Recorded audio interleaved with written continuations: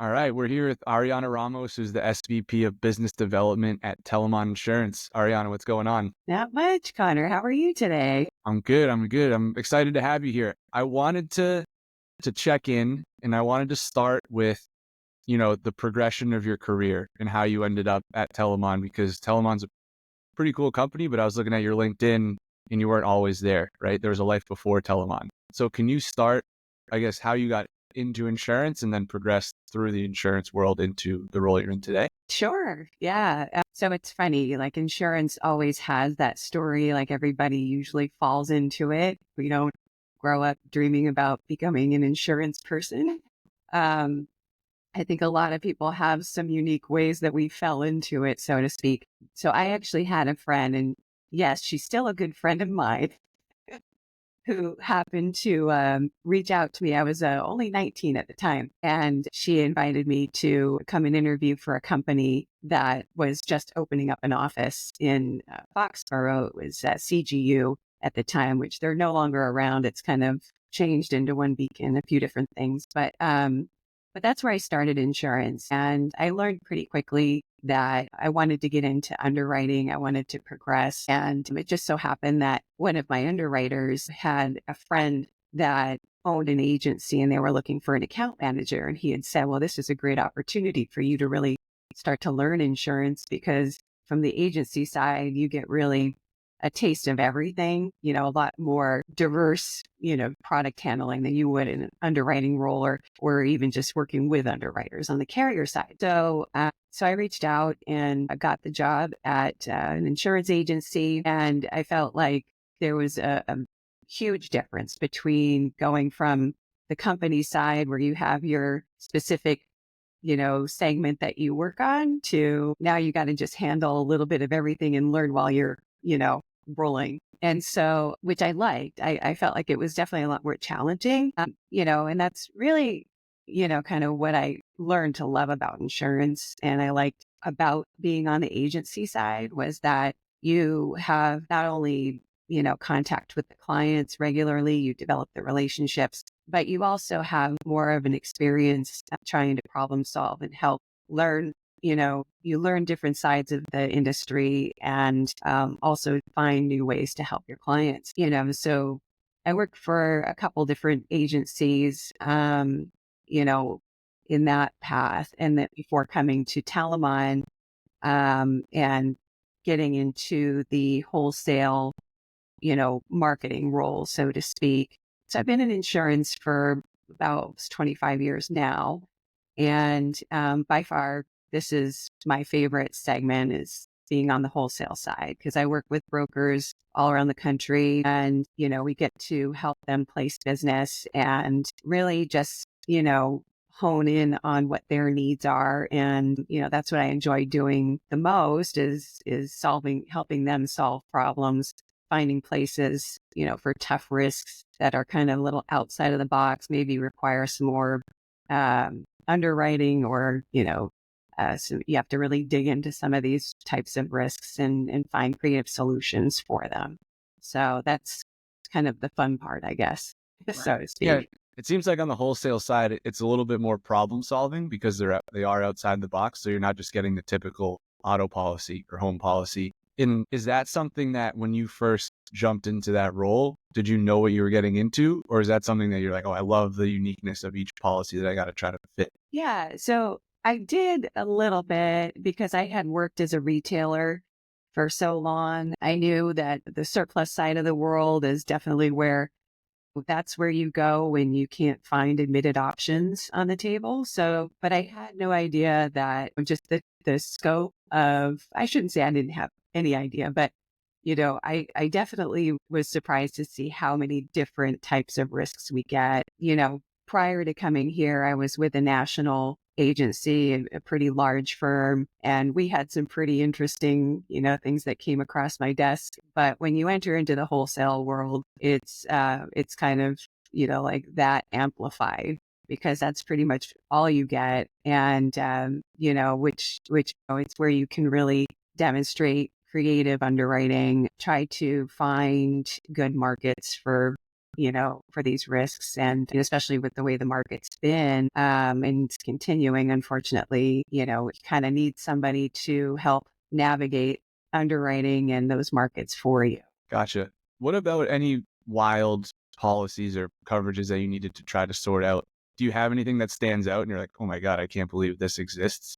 You know? Yeah, it's so funny because I wouldn't say like I've never had to insure a celebrity's, hands, let's say, or or a musician's hands or anything like that kind of out of the box. It's I wish I could say I have, but I mean we certainly have we work with Lloyd's of London and some creative syndicates that could probably help with some stuff like that. But just with I would say, maybe one of the areas that we've had to get creative is with manufacturing. And I know that's not funny or awesome at all. It's just kind of, it's more along the lines of where we've had to kind of reconstruct the approach that it was previously written to get the client better coverage. And I don't want to bore you with details around it, but, but that might be one of the more fun industries that we've been able to demonstrate the ability to improve what they have. But unfortunately, Telamon doesn't see a lot of really funky or funny things. It's all, manufacturing, real estate, contractors, that kind of Gotcha. stuff. Yeah. Nice.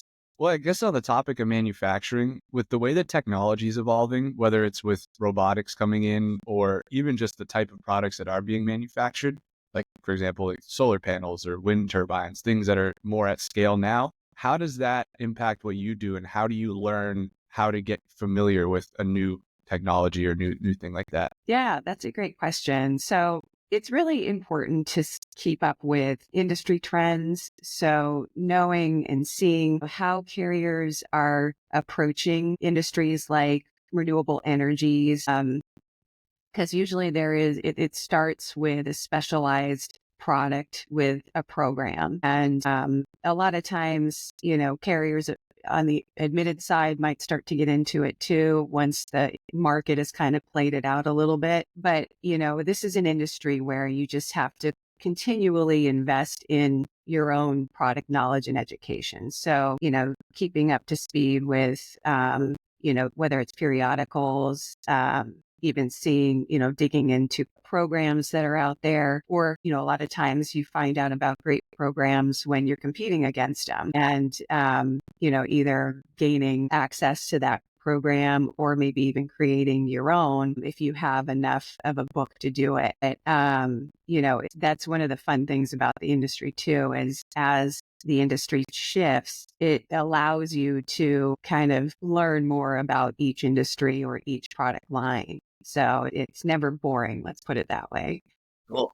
So when it comes to placing business with, or if I'm the customer, right? If I'm going to give my business to you, to Telamon, or another wholesaler, what are the competitive advantages that you feel that Telamon brings to the table? Yeah, it's a great question. So as a retailer previously, one of the things that I appreciated the most about Telamon, and I speak to this all the time with our clients, is that, what we do well is, even though we may be a generalist, we have a broader product base than any other wholesaler that I've come across, which we can include, admitted market access as well as surplus lines. A lot of wholesalers have focused in on E&S or surplus lines markets, but we have just as many admitted markets that we can offer open market access to, which is unique. And it's been a help to a lot of even startup agencies. We've seen a lot of brokers that,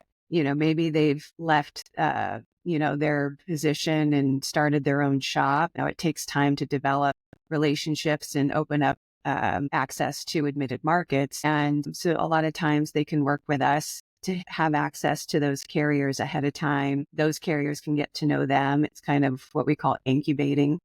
If that broker does really well with, say, Travelers or, whomever, a lot of times Travelers can appoint them directly a lot faster because they have a segment of business that they already have had success with them in. We also have a pretty diverse product base on the E&S side, but what I've found was challenging when I was on the retail side was if it's a small piece of business, a lot of wholesalers struggle to turn things around quickly because they're focused on more middle market sized accounts. So we have mastered small business, the turnaround time, the carriers that we have. We have a lot of in-house binding products.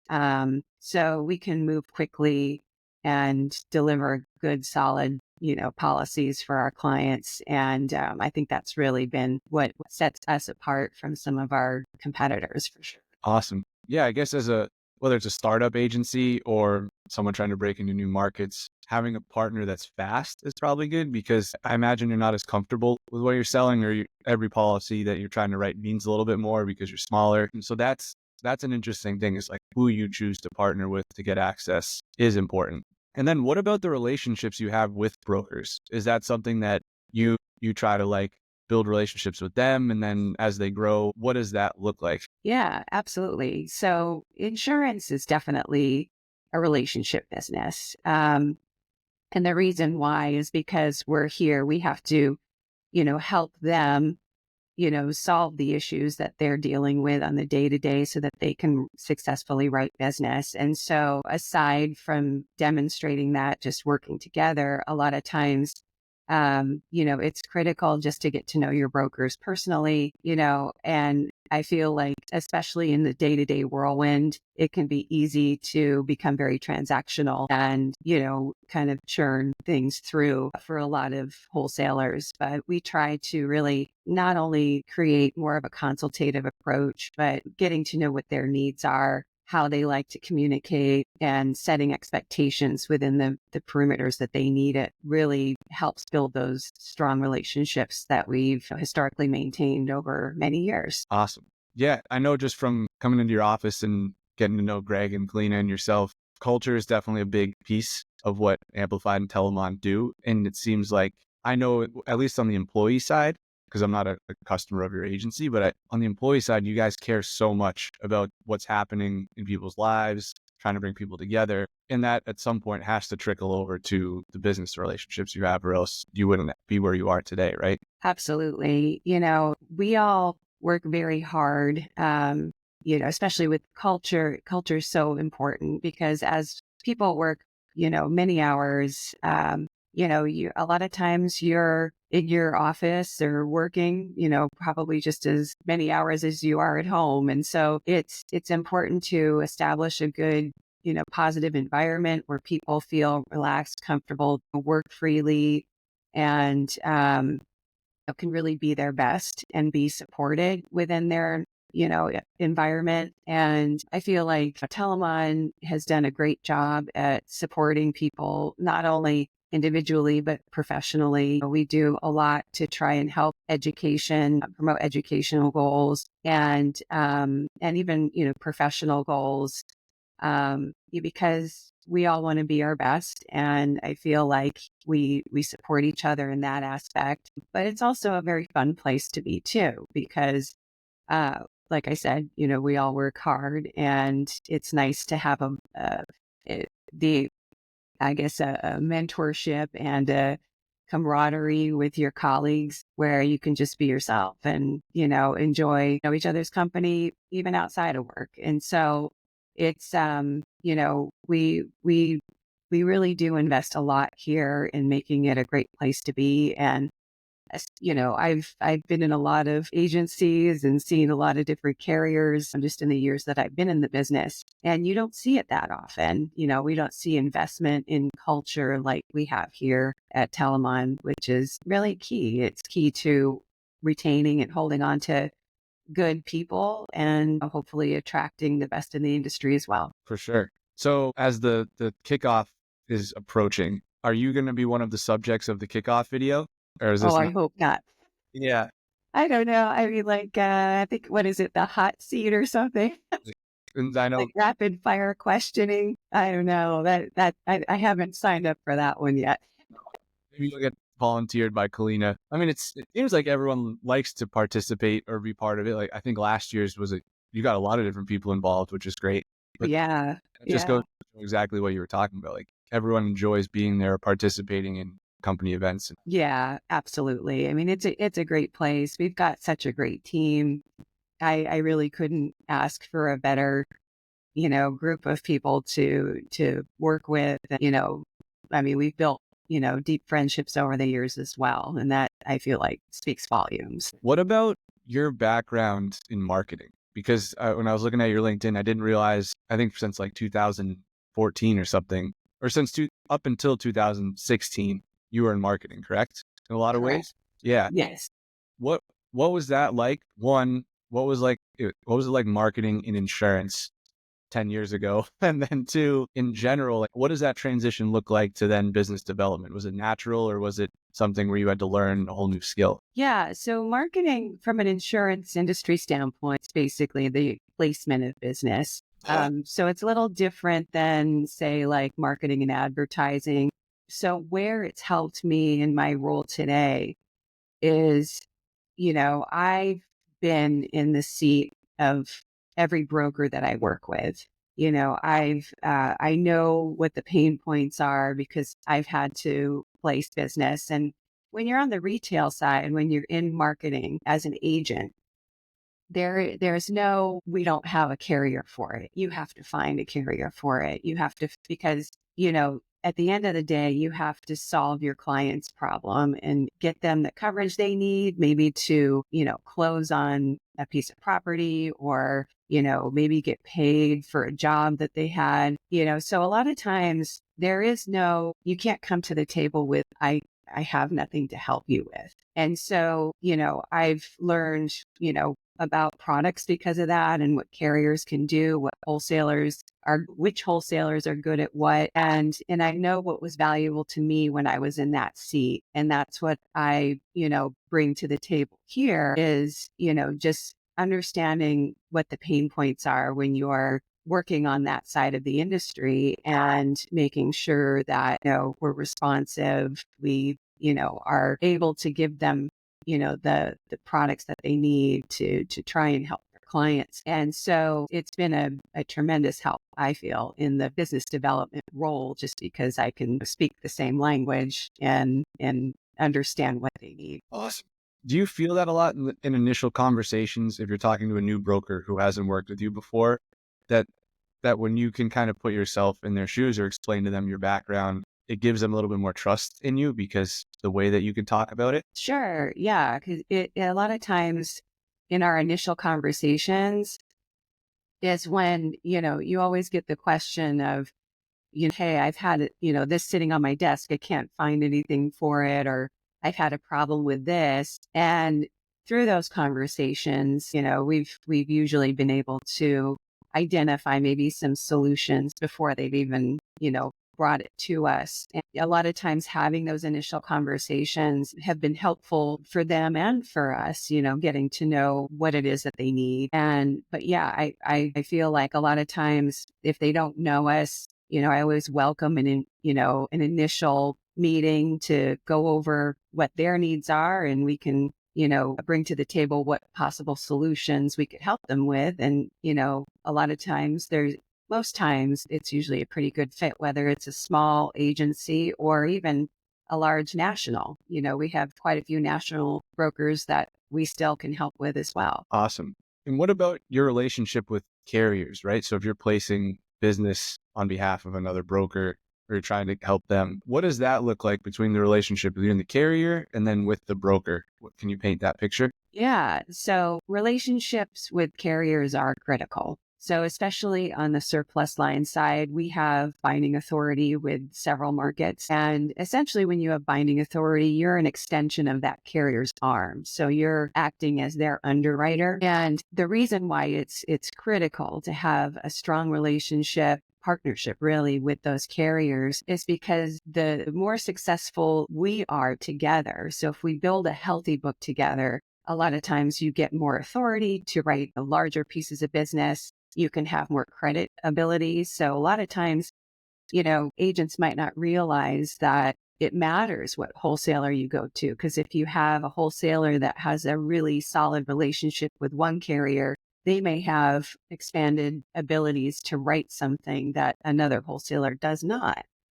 So, building relationships over time, and it does take many years, but it's critical. You have to have, good loss ratios, solid, diversity of book. And it has to, that's what builds the trust with carriers over time. And then, on the other end, it helps with the brokers just because, we're able to maybe do something a little bit differently than another wholesaler can. That'll help them compete a little better. I can't imagine that it's an easy handout for a carrier to give you the ability to bind, right?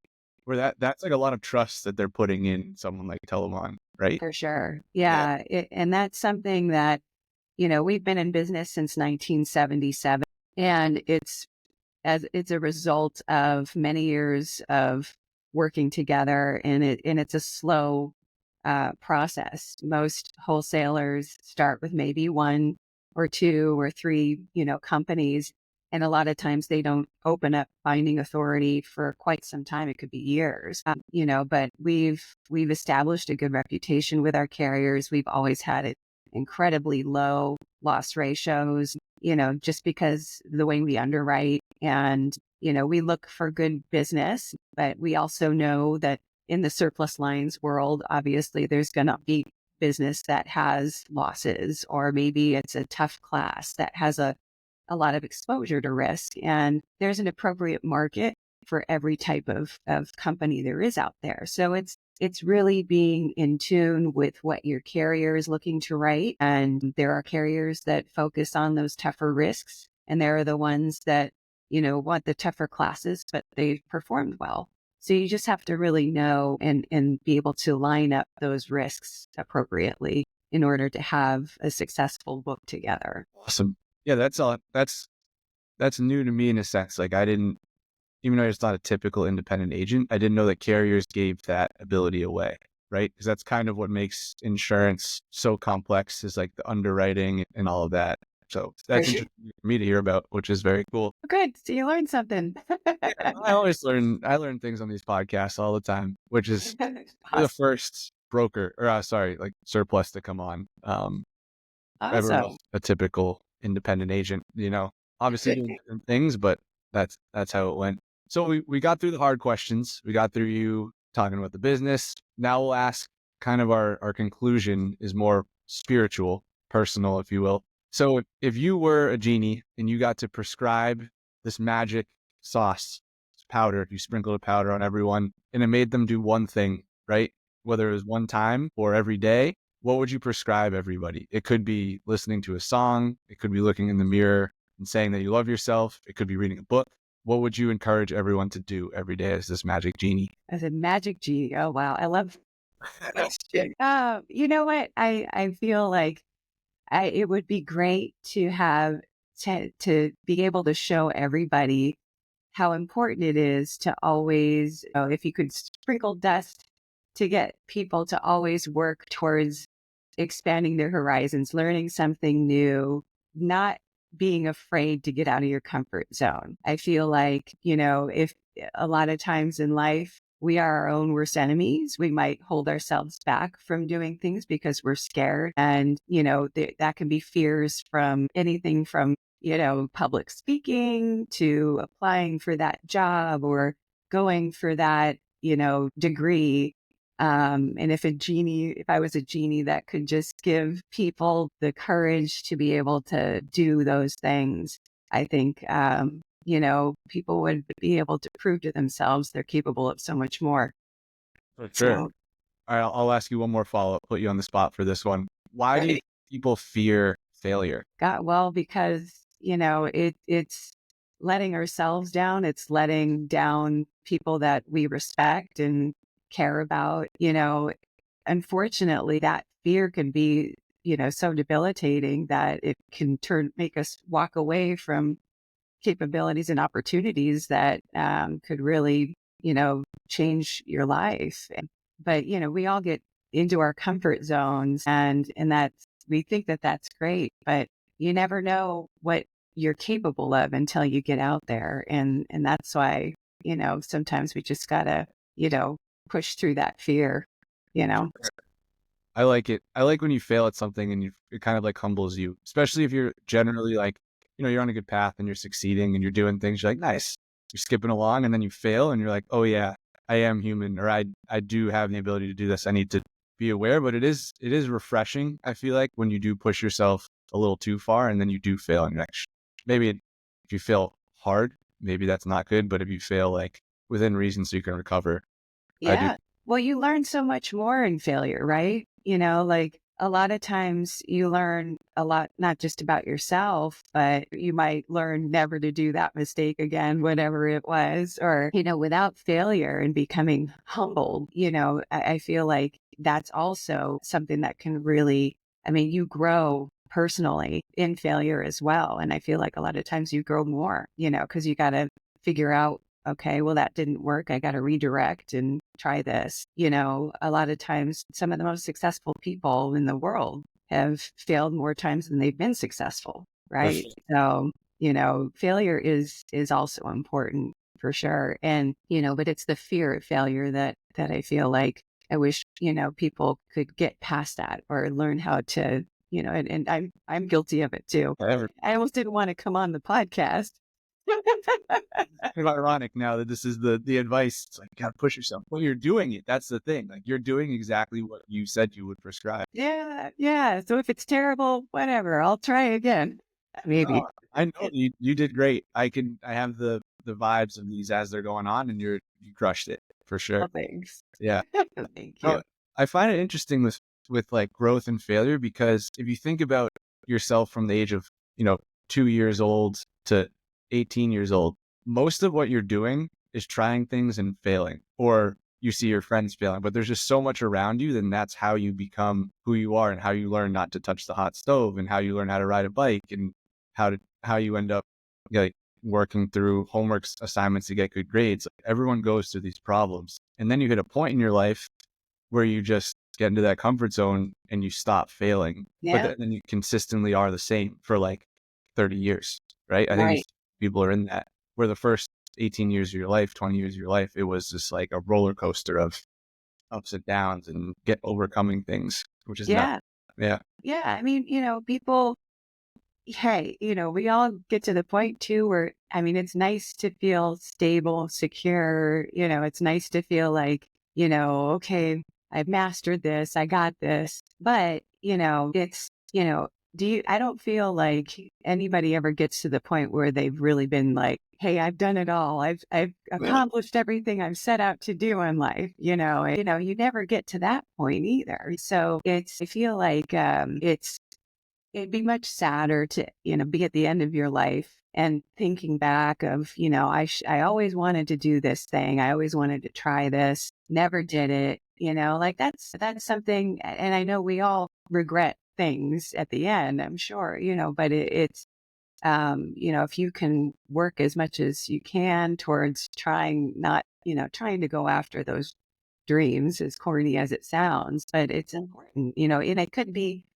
just even within your own career. It doesn't have to be anything, like you want to go become a rock star. It's just, I want to get to this point in my career or with this company, and I'm scared because, I don't feel I'm worthy or I'm good enough. But if it were impossible, nobody would do it. Right. So, if you look at a lot of people that have had success or how what we define as success, a lot of times, they're not much different, than we are individually. The difference might have just been that they went for it. Or sometimes they have opportunities that maybe you didn't, but, but there's definitely a lot of stories out there of people that just, like they bit the bullet and they said, you know what, I'm going to try it. And, they sometimes faked it until they made it and it worked. Things happen when you just say yes, right? Like, I will, I'm going to try.